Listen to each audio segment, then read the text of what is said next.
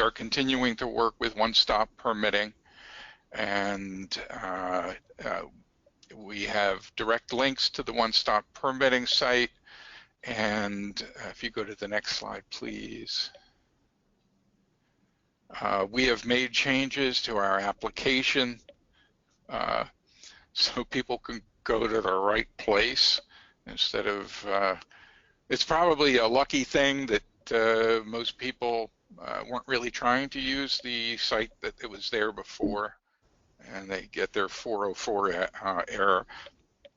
And if you go to the next slide, you'll see the change has been made to add credit card as a type of payment. That is something that's needed when we go to the online application process. So credit cards are there with everything else. We're entering not the 21st century, but we're now entering the 20th century, and I appreciate the changes that have been made. Buc-ees is, I mean, all of a sudden, over the last 2 months, I'm starting to hear about this brand new business that I don't think they've completed a store here in Florida, but they're from Texas and Louisiana.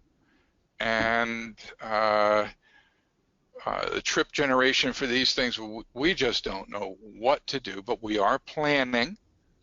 We are actually in contact with transportation engineers in Texas and in Louisiana. We're trying to gather information on how the studies were done in those states, and I know this is hard to believe, but the convenience market is usually over 50,000 square feet, and compare that to the 10 to 15,000 square feet that are even in the Wawas. Fueling positions over 100, and that compares to probably the maximum of 15 in anything else we've seen. This is something that we've never seen here before, and we want to be ready for it. And if Texas can handle them, by golly, we can handle them too. And if you take a look at all those gas pumps, they go as far as the horizon. They're actually, the turnover on them is pretty low because they're used kind of like a parking space in a sense that you can go in there, you can fill up your gas, and then you can go in and get your cigarettes and not have to move, because there's plenty of places for other people to stop and get gas. It's just a different kind of animal, and we want to learn more about it. Next slide, please.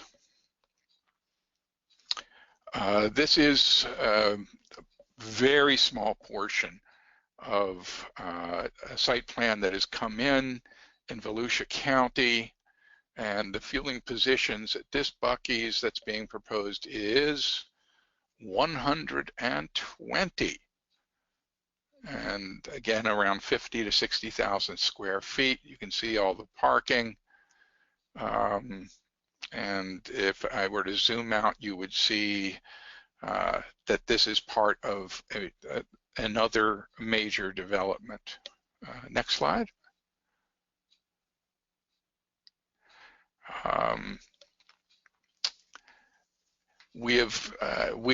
shouldn't say we, but Volusia County and some of the other people in Florida have been looking at the trip generation of the Buc-ees, and so people are going back to the ones that were studied in Texas. For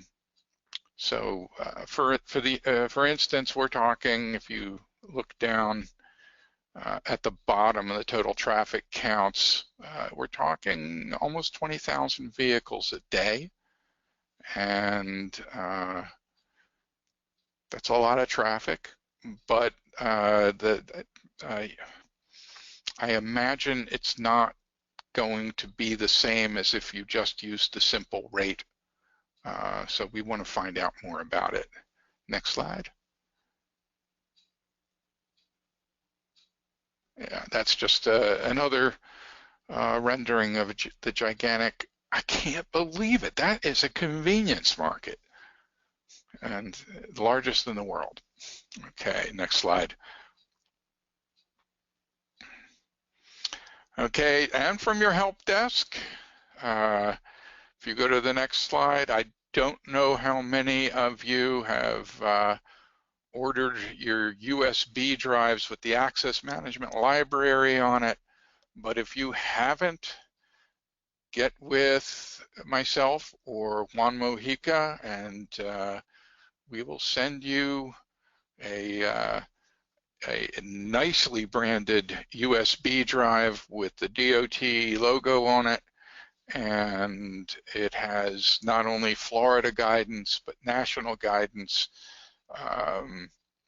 and some other guidance from places that we think would be helpful to you. And there's just some screenshots of some of the documents you'll find on there. Next slide, please. So we are the people to call or to email, and certainly appreciate it. The person there at the bottom, Richard Shine 2, is our person from legal, and always busy, so therefore he can't always make it to these meetings, but he is very responsive if you email him, and I just recommend that to you. And I apologize, Amy, for going over it, but could you run that last poll? Rex, I guess I could do that too.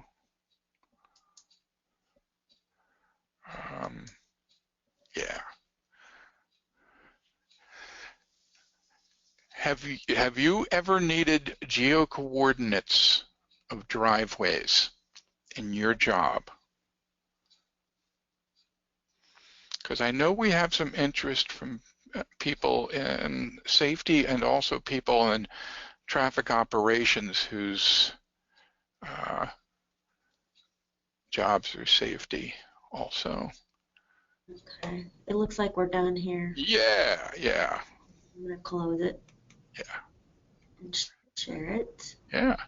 I'm surprised 25%, of the group that's here have needed to have geo-coordinates. And I don't even know how we do it here in the state of Florida, whether we use the handheld or whether we use the more accurate ones that South Carolina are using. But now that Wayne is off the line, I can tell you I don't like being shown up by South Carolina. And I'd like to know what we're doing about geocoding driveways and driveway crashes, because frankly, I don't know if we've done a study like that before. And it's given me a good idea. All right, you can hide that now. And with that, I appreciate you staying on so long, and hope you enjoyed our special speaker. And I will always be trying to find things then that can interest you. I got a note right here. There's somebody, Ernest Spradling, said that when he was at the West Virginia Department of Highways, they collected data from applicants, and they would use Google Earth to do that accurate geocoding. But I appreciate that. And uh, driveway crashes for Florida, it seems to be, you know, we at least we could start out in one district, and we should probably work on getting some research on that. But appreciate people joining in the discussion here and asking questions, and I look forward to seeing you and speaking to you next month, kind of like the same time. All right, with that, thank you. I am going to end this presentation